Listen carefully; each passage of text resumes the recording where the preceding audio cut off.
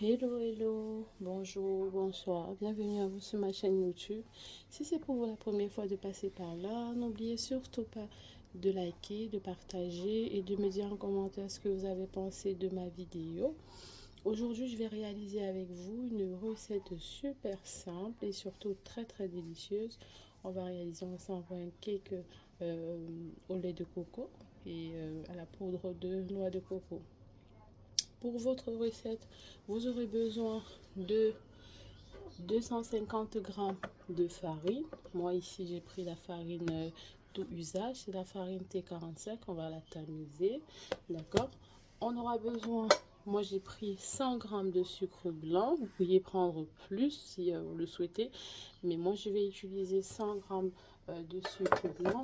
On va utiliser la poudre de noix de coco. Ici vous avez pour 60 g de poudre de noix de coco. Vous allez utiliser ici le lait de noix de coco. Vous aurez besoin de 160 ml de lait de noix de coco. Vous aurez besoin d'un sachet de levure chimique de 3 œufs. Vous aurez besoin de 80 ml de matière grasse. Et on va utiliser, on va un peu mettre du chocolat au-dessus de notre gâteau à la noix de coco. Et ici, vous en aurez pour 150 grammes de tartines, d'accord, au chocolat. Là, je crois que c'est bon. Vous aurez plus un moule dans lequel vous allez réaliser, faire cuire votre gâteau. D'accord. Sans toutefois tarder, passons à la réalisation de notre gâteau. Pour commencer, vous allez utiliser un saladier, d'accord, ou un bol, je ne sais pas ce que vous disposez chez vous. On va casser nos œufs, d'accord. Donc vous allez casser vos 3 œufs. Dans vos 3 œufs, vous allez ajouter votre sucre blanc, d'accord, sachant que j'en ai pour 100 g de sucre blanc. Et je vous ai dit, si vous souhaitez que ça soit voilà, trop sucré, je ne sais pas, ce qu'on vous voulez, vous pouvez en mettre, ajouter la quantité. Je vais utiliser un batteur électrique, mais ceux qui ne disposent pas de batteur électrique, vous pouvez utiliser un fouet, d'accord. Vous faites comme vous voulez. Donc on va déjà battre ces deux ingrédients et faire en sorte que le mélange puisse doubler voire tripler de volume.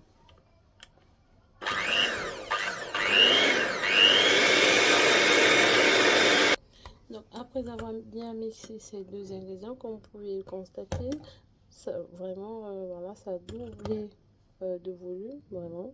Vous devez le faire 2 à 3 minutes hein, de chez vous. On va ajouter notre lait de noix de coco, ok. Vous allez mettre votre lait de noix de coco plus votre matière grasse, ok.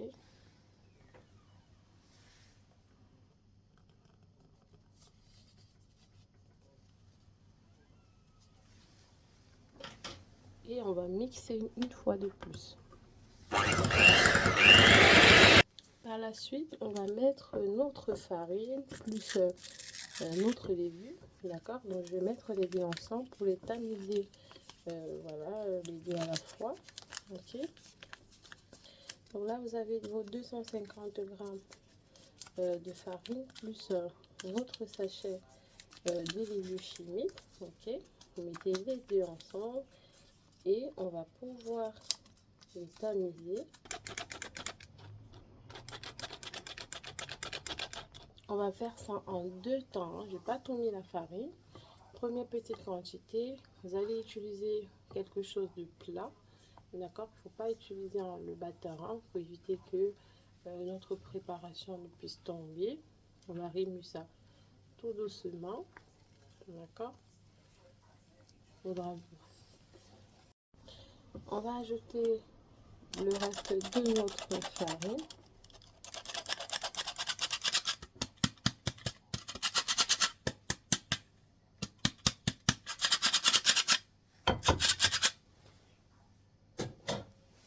Et on va mélanger une fois de plus. Je redresse ma caméra.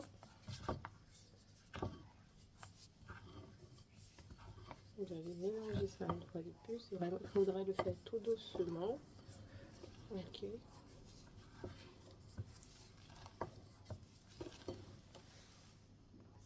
Après avoir bien mélangé votre préparation, d'accord? Ok. Ce que vous allez faire, vous allez mettre votre poudre de noix de coco. Ok.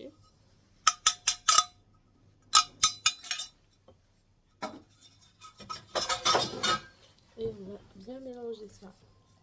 Vous allez préparer votre moule.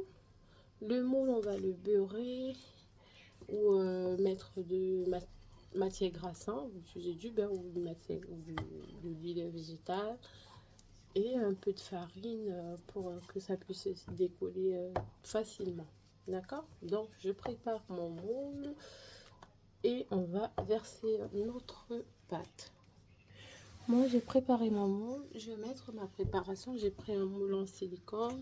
Donc, vous prenez ce que vous avez à la maison, le moule en aluminium, je sais pas moi, ce que vous disposez chez vous, d'accord? Et vous allez mettre votre pâte dans votre moule. Donc là, ici, votre pâte, elle est prête. Vous pouvez la tapoter un tout petit peu, ok? Vous tapotez un tout petit peu et au milieu de votre pâte, vous pouvez ajouter des petits carrés de beurre, d'accord? Mettez là au milieu, ok? Vous pouvez mettre tout la longueur. Moi, je vais mettre juste là, et c'est bon. Vous allez l'enfourner au four préchauffé. Vous allez l'enfourner à 180 degrés pendant 45 minutes. On va contrôler notre cuisson de temps en temps pour que notre gâteau ne puisse pas se brûler. Voilà, on va l'enfourner dans notre four. L'idéal, c'est que ça soit au milieu de votre four. Il ne faudra pas le mettre tout en hauteur. Donc là, je l'ai mis au milieu. Ok. Donc là, je l'éteins. Du coup, vous allez le mettre à 180 degrés. D'accord. Pendant, on va mettre 45 minutes. On va mettre cuisson de pâtisserie. Ok. Je vous montre le résultat dans, on va dire déjà dans 40 minutes. On va peut-être mettre un cuisant pour assez cuit. Mais le maximum, c'est 45 minutes. D'accord. À tout à l'heure pour le résultat final. Après 45 minutes, j'ai dû laisser le gâteau 45 minutes dans le four. Hein. Donc là, vous pouvez utiliser un couteau ou une fourchette pour savoir que votre gâteau il est cuit. Donc là, vous voyez, le couteau il sort bien sec. Du coup, on va le faire sortir ou démouler chaud. Hein, parce que si vous laissez refroidir, il ne va pas bien sortir de votre moule. Voilà, votre gâteau il est prêt. D'accord. Par la suite, on va pouvoir l'incorporer de chocolat.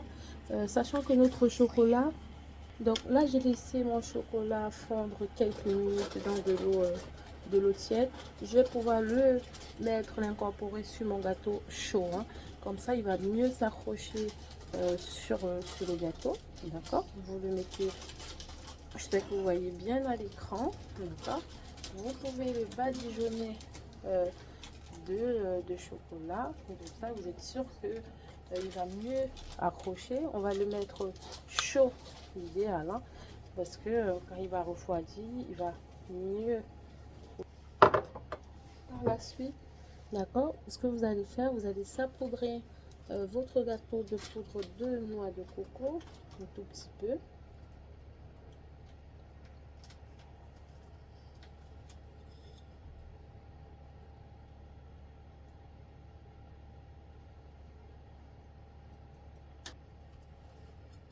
On va laisser refroidir notre gâteau avant de pouvoir consommer. Vous allez devoir laisser refroidir bien votre gâteau. Je vous montre bien à l'écran votre gâteau aux noix de coco et au chocolat. N'hésitez pas de me dire en commentaire ce que vous avez pensé de la vidéo, surtout de la réaliser de chez vous. Il est très très bon et très délicieux ce gâteau. Lorsqu'il va refroidir, je vais vous montrer l'intérieur. Bisous!